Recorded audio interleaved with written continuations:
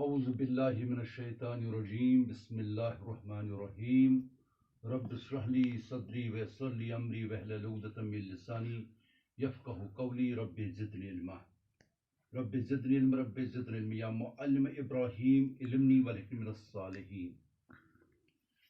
عزیز طلباء و طالبات، السلام علیکم ورحمۃ اللہ وبرکاتہ۔ تمام طلباء و طالبات کو میں آج کی اردو کلاس میں خوش آمدید کہتا ہوں۔ عزیز طلباء و طالبات، آج آپ 8 ستمبر 2020 عیسوی بمطابق 19 محرم الحرام 1442 ہجری ہے۔ عزیز طلباء، ہمارا آج کا موضوع ہے خاک ہند۔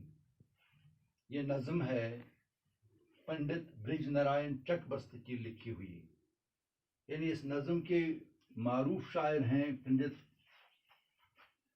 برج نارائن چک بست، جو بنیادی طور کشمیر النسل ہیں، لکھنؤ کے میں رہتے ہیں، اور ان کا مشہور شعر ہے اپنے کشمیر کے بارے میں: ذرہ ذرہ ہے میرے کشمیر کا مہمان نواز، رہ میں پتھر کے ٹکڑوں نے دیا پانی مجھے۔ پنڈت برج نارائن چک بست نے اپنے وطن ہندوستان کی تعریفیں کی ہیں اس نظم میں، کیونکہ اس میں انہوں نے خاک ہند سے مخاطب ہو کر خاک ہند کی تعریفیں کی ہیں، اس کے اوصاف بیان کی ہے، اس کی عزت اور شان کے بارے میں یہاں پر اس نظم میں تذکرہ کیا ہے۔ اور اس نظم کو آج ہم اپنے کلاس میں پڑھ رہے ہیں۔ اس کا پہلا حصہ ہم آج پڑھیں گے۔ عزیز طلباء، ذرا توجہ سے سنیے گا، پنڈت برج نارائن چک بست کس طرح اپنی وطن ہندوستان کی تعریفیں کرتا ہے۔ اے خاک ہند تیری عظمت میں کیا گماں ہے، دریائے فیض قدرت تیرے لیے رواں ہے، تیری جبیں سے نور حسن ازل عیاں ہے، اللہ رے زیب و زینت کیا اوج عز و شاں ہے، ہر صبح ہے یہ خدمت خورشید پر ضیاء کی، کرنوں سے گوندتا ہے چوٹی ہمالا کی۔ یہاں اس بند میں شاعر ہند کی خاک سے مخاطب ہو کر کہتا ہے کہ اے ہند کی خاک، اے ہندوستان کی مٹی، تیری عظمت میں کیا گماں ہے، کیا خیال ہے، میں تیری عظمت کا خیال کس طرح بیان کروں۔ دریائے فیض قدرت تیرے لیے رواں ہے، جو قدرت کا دریائے فیض ہے وہ آپ کے لیے رواں ہے، یعنی اس کائنات میں جو قدرت کی فیض دریائے فیض ہے وہ سب آپ کے لیے رواں ہے، یعنی آپ پر فیض کی بارش ہے، آپ کے اندر فیض و برکت ہے، آپ کی مٹی میں فیض ہے، تیری جبیں سے نوری حسن نے ازل عیاں ہے، جو تیری جبیں ہے، جو تیرا ماتھا ہے، اس سے ازل کے حسن کا نور عیاں نظر آتا ہے، واضح نظر، یعنی آپ پہلے سے ہی عظیم ملک ہے، آپ پہلے سے ہی بہترین ملک ہے، آپ پہلے سے ہی ایک عزت و شان والا ملک ہے۔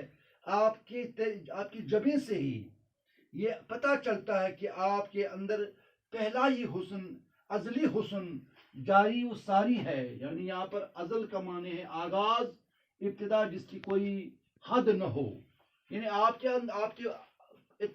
کے اندر اتنا نور ہے، اتنا حسن ہے، اتنی خوبصورتی جس کی کوئی حد ہی نہیں ہے۔ اللہ رے زیب زینت کیا اوج عز و شان ہے، اللہ ہی جانتا ہے آپ کی زیب، آپ کی زینت، آپ کی رونق کتنی اونچی عزت اور شان کے ساتھ ہے، یعنی آپ کو عزت اور شان کی جو عزت اور شان جو آپ کو ہے اس میں کتنی بلندی ہے، کتنی عزت ہے۔ اوج مانے عروج، بلندی، آپ کو کتنا عروج ملا ہے، آپ کو اس زیب و زینت میں کتنا عروج حاصل ہے، عزت و شان و شوکت میں کتنا عروج حاصل ہے، عزت و شان مانے عزت و مرتبہ میں آپ کو بہت اونچا مقام حاصل ہے۔ ہر صبح ہے یہ خدمت خورشید پر ضیاء، یعنی جو سورج ہر روز چڑھتا ہے، طلوع ہوتا ہے، یہ آپ کی خدمت میں کس طرح مست اور محو ہے، کرنوں سے گوندتا ہے چوٹی ہمالہ کی. وہ آپ کی ہمالہ کی اونچی چوٹی کو اپنی کرنوں سے سجاتا ہے, چمکاتا ہے, گوندتا ہے. یعنی آپ سب سے پہلے جب سورج چڑھتا ہے تو سورج کی کرنیں آپ کے کھڑا جو آپ کی پہرے کے لیے قدرت نے ہمالہ کا سلسلہ قائم کیا ہے. پہلی کرن اسی ہمالہ کی چوٹی پہ پڑتی ہے, اس کو چمکاتی ہے, اس کو روشن کر دیتی ہے. اس خاک کی دل نشین کے چشمے ہوئے وہ جاری, چین و عرب میں جن سے ہوتی تھی آبیاری. سارے جہاں پہ جب تھا وحشت کا ابر طاری, چشمے چراغی عالم تھی سرزمین ہماری. شمع ادب نہ تھی جب یونا کے انجمن میں, تابان تھا مہر دانش اس وادی کہن میں. شاعر فرماتے دوسرے بند میں, ایک اس خاکی دل نشین کے چشمے جاری ہیں, یعنی اس خاکی دل نشین میں بہت سارے چشمے جاری ہیں. علم ادب کے چشمے جاری ہیں, تہذیب کے چشمے جاری ہیں, اخلاق کے چشمے جاری ہیں. چین و عرب میں جن سے ہوتی تھی آب, یعنی جن چشموں سے چین اور عرب بھی آبیار ہو جاتے, ان کی آبیاری ہو جاتی تھی. یعنی وہاں تک آپ کے علم اور آپ کی دانش, آپ کی عظمت, آپ کی ترقی, آپ کی تہذیب, آپ کے تمدن کی کرنیں وہاں تک پہنچتی تھی. وہاں تک آپ آبیاری کرتے تھے. سارے جہاں پہ جب تھا وحشت کا ابر طاری, یعنی جب پورے عرب پر, پورے دنیا پر, پوری کائنات پر وحشت کا, اندھیرے کا, گھبراہٹ کا بادل طاری تھا, بادل منڈلا رہا تھا. چشمے چراغ عالم تھی سرزمین ہماری. اس وقت ہمارا پورے عالم میں ہماری سرزمین چراغ کی حیثیت رکھتی تھی, چشم چراغ کی حیثیت رکھتی تھی. یعنی تب ہمارا تہذیب, یونان مصر روما سب مٹ گئے جہاں تک, اب تک مگر ہے باقی نام و نشاں ہمارا. یعنی یونان اور مصر میں جو تہذیب تو وہ ختم ہو چکا تھا. اگر کہیں تہذیب تھا, تمدن تھا, اخلاق تھا, وہ ہمارے یہاں تھا. یعنی ہندوستان کے سرزمین میں یہ سر سے یہ برج نارائن چک بست فرما رہے ہیں, کہہ رہے ہیں. شمع ادب نہ تھی جب یونان کے انجمن میں, یعنی جب یونان کے انجمن میں ادب کی شمع نہیں تھی, وہاں ادب کسی کی نام کی چیز نہیں تھی. تب کیا تھا؟ تاباں تھا مہر دانش اس وادی کہن میں. تب ہمارے اس وادی کہن میں, اس پرانی وادی میں دانش کا, علم کا, عقل کا چراغ, سورج تاباں تھا, چمکتا تھا. یعنی اس کا مطلب یہ برج نارائن فرما رہے ہیں کہ ہندوستان کی عظمت یہ ہے کہ جب کہیں تہذیب تمدن, سب کی تہذیب تمدن مٹ گئے تھے, ہمارا تہذیب موجود تھا. ہندوستان کی تہذیب, ہندوستان کی ثقافت, ہندوستان کا علم, ہندوستان کی آگہی, ہندوستان کی واقفیت, یہ سب سارے جہاں میں تھی. یعنی ہندوستان اس وقت رہنمائی کر رہا تھا. گوتم نے آبرو دی اس مبعد کہن کو, سرمد نے اس زمین پر صدقے کیا وطن کو. اکبر نے جامع الفت بخشا اس انجمن کو, سینچا لہو سے اپنے رانا نے اس چمن کو.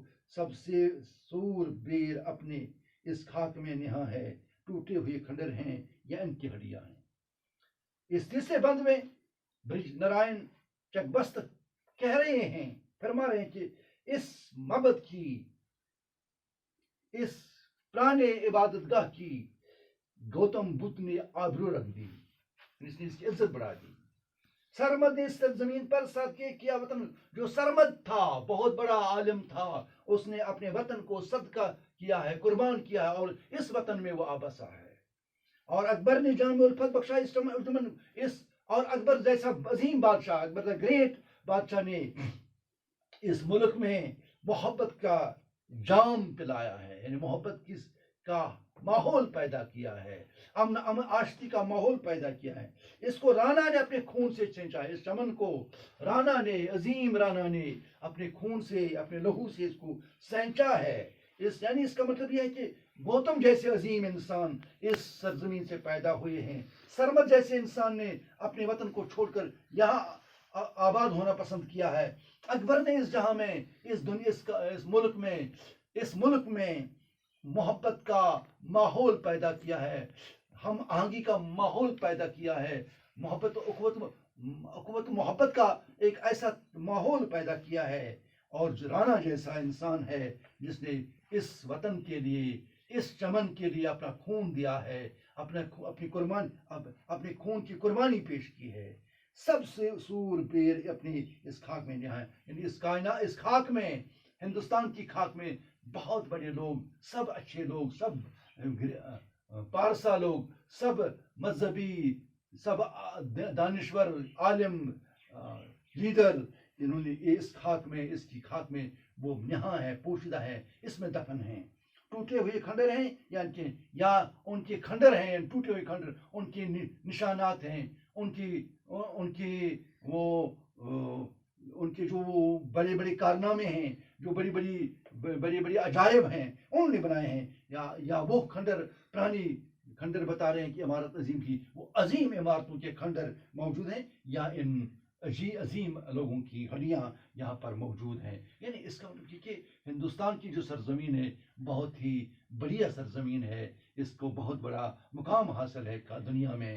تو اس مقام کو برقرار رکھنے کے لیے چک بست لوگوں کو ابھار رہا ہے، ان کے جذبات کو ابھار رہا ہے. یہ ہے آج کا لیسن، آج کا لیکچر، جس کو میں نے آپ تک پہنچانے کی کوشش کی. امید کرتا ہوں کہ آپ اس کو پھر بار بار سنیں گے اور سمجھیں گے، پڑھنے کی کوشش کریں گے، تاکہ آپ کو یہ سمجھ آ جائے کہ پنڈت برج نارائن چک بست نے خاکی ہند کی تاریخ میں کیا کچھ لکھا ہے، اور بہت ہی بہترین لکھا ہے. آپ کے ساتھ کل پھر ملاقات ہوگی، تب تک کے لیے خدا حافظ، فی امان اللہ.